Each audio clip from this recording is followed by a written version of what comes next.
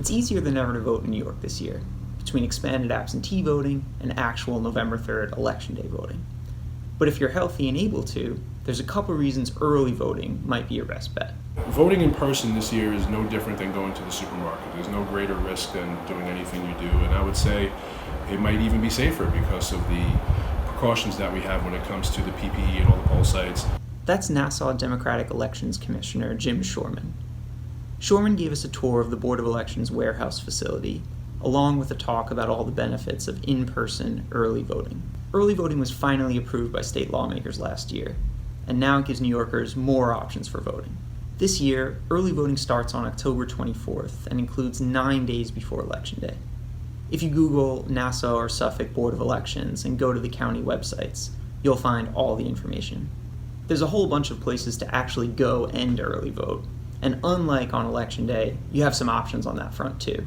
And you could vote at any site in the county. At any early voting site in the county you can go to, correct. I live on the North Shore. I voted in Minneola. Crucially, early voting votes are included on election night tallies, avoiding the delays of counting paper ballots. The reports that you see us give on election night will be everything that's from early voting for 9 days as well as what's on election night. The especially good thing about voting early during a pandemic is that it can help keep your neighbors safe. Early voting means one less person online on Election Day and one less ballot that the post office has to deliver. Voting advocates like Susan Lerner of Common Cause say that if you're able, early, in-person voting is part of making Election Day, quote, much easier on everybody. And elections officials want to make clear that it's safe for you too. That's why we were allowed to walk around the storage area for Nassau election equipment, including the Indiana Jones vault of actual voting machines. We also got a look at all the personal protective equipment they're stockpiling for early voting. If somebody walks in without a mask, they'll be given a mask. They'll be given a glove. If they want a glove, they can take it. It'll be offered by our coordinator. There's a ton of hand sanitizer, so everyone can clean their hands. You can get a pen there, but Sherman said you could bring your own too.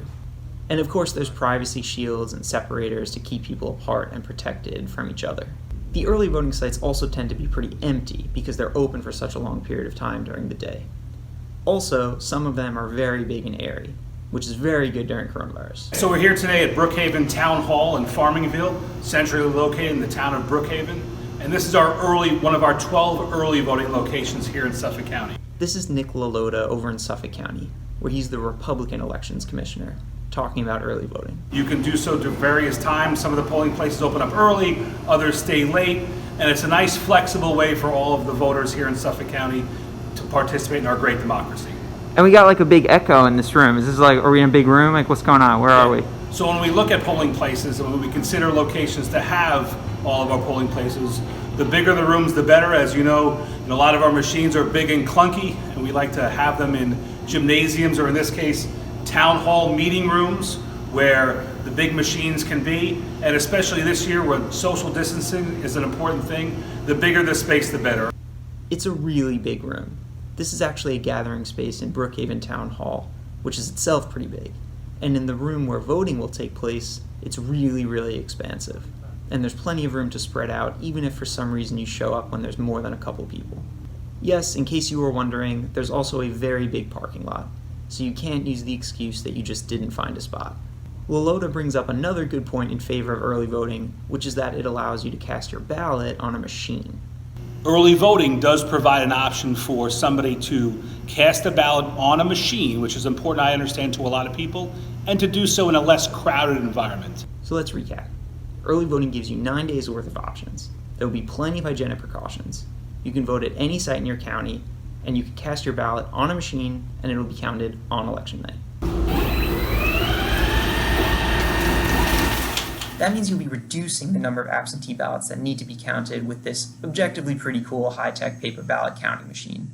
And there are going to be thousands of those paper ballots. Plus, you'll be keeping other people safe by reducing crowds on election day and helping the post office send along absentee ballots.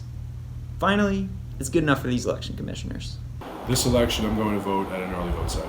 For more information, you can go check out the Nassau and Suffolk County Board of Elections websites.